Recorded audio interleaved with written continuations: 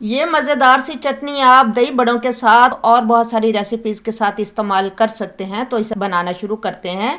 इसके लिए मैंने एक पिंच ले लिया है धनिए का और कुछ पत्ते मैंने यहाँ पर पुदीने के कलेक्ट कर लिए हैं। साथ मैंने 7-8 हरी मिर्चें ले ली हैं और लेमन जूस ले लिया है, तकरीबन 1 लेमन जूस है और थोड़ा सा मैंने आधा कप के बराबर दही ले लिया है।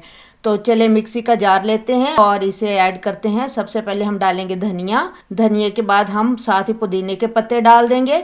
अब हम डालेंगे लेमन जूस, हरी मिर्चें इसके अंदर ऐड कर देंगे। अब हम डालेंगे इसके अंदर दही, दही डालने के बाद थोड़ा सा पानी डालेंगे और थोड़ा सा हम डालेंगे इसके अंदर नमक। चलिए अब हम ढक्कन लगाएंगे और इसे अच्छा सा ब्लेंड कर लेंगे। अगर मेरे चैनल पर आप नए हैं तो मेरे चैनल को सब्सक्राइब कर दीजिए। देखिए कितनी मज़ेदार हमारी चटनी तैयार हो गई है। इसमें मैंने लहसुन और अदरक नहीं डाला, तो आप ये भी दोनों चीज़ें ऐड कर सकते हैं। देखिए मज़ेदार सी चटनी हमारी तैयार हो गई है।